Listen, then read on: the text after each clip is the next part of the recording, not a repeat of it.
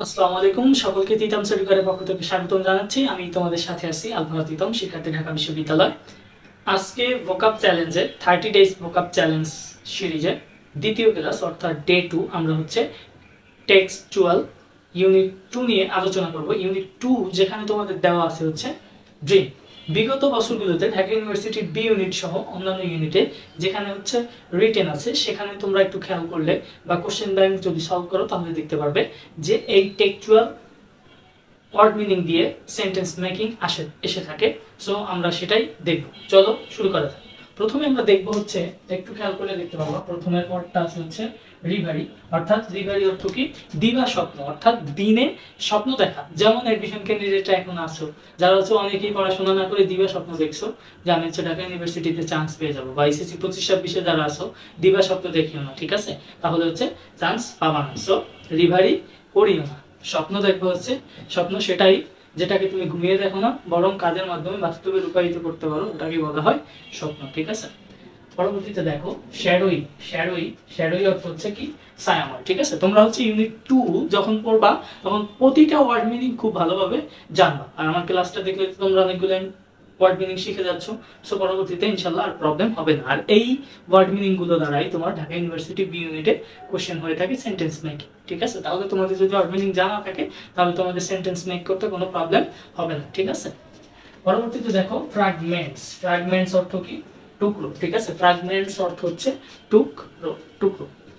পরবর্তী অর্থটা দেখো ভিভিড। ভিভিড অর্থ হচ্ছে প্রাণবন্ত। এটা খুব ইম্পর্টেন্ট একটা ওয়ার্ড, এটা মনে রাখবা, অবশ্যই মনে রাখতে হবে, ঠিক আছে?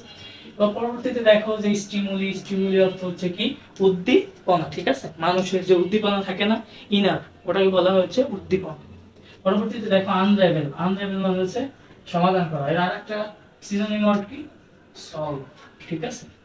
সলভ বা সলিউশন করা, ওকে? পরবর্তীতে দেখো ইন্টারপোজিশন। হ্যাঁ, ইন্টারপোজিশন অর্থ হস্তক্ষেপ করা। অর্থাৎ তোমার জীবনে কেউ যদি ইন্টারফেয়ার করে, এর একটা সিনোনিম ওয়ার্ড হচ্ছে ইন্টারফেয়ার, ঠিক আছে? হস্তক্ষেপ করা মানে তোমার লাইফে অন্য আরেকজন হস্তক্ষেপ করবে। যেমন হচ্ছে তোমরা অপরিচিতার গল্পে যেমন পড়ছো না যে অনুপমের জীবনে কে তোর মামা হস্তক্ষেপ করে, ওইরকম হবে, ঠিক আছে?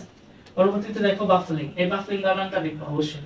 বাফলিং অর্থ কি? বিভ্রান্তিকর, ঠিক আছে? আমরা বলে থাকি না যে ডিসগাস্টিং মানে হচ্ছে বিভ্রান্তিকর, ঠিক আছে? তাহলে আমরা হচ্ছে ডে 2 ইউনিট 2 এর মোস্ট ইম্পর্টেন্ট ওয়ার্ড মিনিং গুলো দেখলাম, এবং পরবর্তী যে ওয়ার্ড মিনিং গুলো আছে এবং সেন্টেন্স মেকিং এর যে প্রক্রিয়া সেটা হচ্ছে আমার বই তিতামস প্রাক ডিউ রিটেন।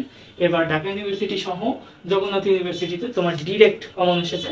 সো একটু খেয়াল করে দেখতে পারবা। যেমন দেখো এক্সাল্টেড ডিইউ এই ইউনিটে আসছে, বইটা একটু খেয়াল করে দেখো ভালোভাবে। তো তোমরা যারা হচ্ছে রিটেনে খুব ভালো করতে চাও তারা হচ্ছে বইটা অর্ডার করতে পারো।